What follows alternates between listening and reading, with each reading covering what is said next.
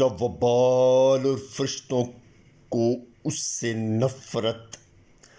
جھوٹ کا وبال اور فرشتوں کو اس سے نفرت، جھوٹ کا وبال اور فرشتوں کو اس سے نفرت۔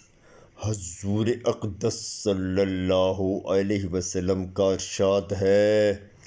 کہ تم سچ کو لازم پکڑو، کہ تم سچ کو لازم پکڑو، کیونکہ سچ نیکی کی راہ دکھاتا ہے،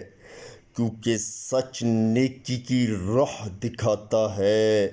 اور نیکی جنت کی راہ بتاتی ہے،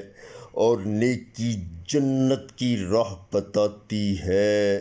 اور انسان سچ بولتا رہتا ہے اور سچ بولنے کا خوب دھیان رکھتا ہے،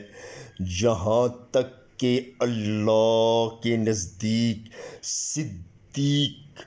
یعنی بہت سچائی والا لکھ آ جاتا ہے، یہاں تک کہ اللہ کے نزدیک صدیق یعنی بہت سچائی والا لکھا جاتا ہے۔ پھر فرمایا جھوٹ سے بچو، پھر فرمایا کہ جھوٹ سے بچو، کیونکہ جھوٹ فجور یعنی گناہوں میں گھس جانے کی راہ بتاتا ہے، اور فجور دوزخ کی راہ دکھاتا ہے، اور انسان برابر جھوٹ بولتا رہتا ہے اور جھوٹ بولنے کا دھیان رکھتا ہے، اور جھوٹ بولنے کا دھیان رکھتا ہے، یعنی جان بوجھ کر جھوٹ بولتا ہے اور جھوٹ کے مواقع سوچتا رہتا ہے، یہاں تک کہ اللہ کے نزدیک بہت بڑا جھوٹا لکھ دیا جاتا ہے، یہاں تک کہ اللہ کے نزدیک بہت بڑا جھوٹا لکھ دیا جاتا ہے۔ بخاری مسلم۔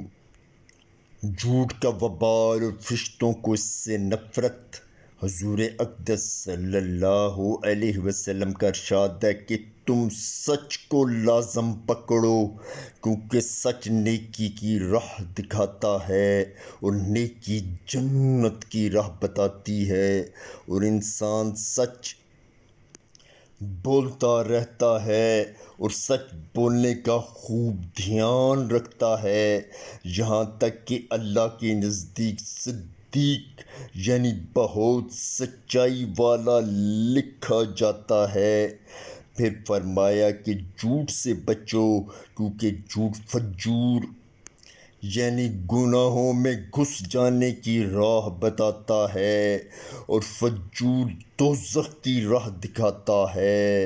اور انسان برابر جھوٹ بولتا رہتا ہے اور جھوٹ بولنے کا دھیان رکھتا ہے، یعنی جان بوجھ کر جھوٹ بولتا ہے اور جھوٹ کے مواقع سوچتا رہتا ہے،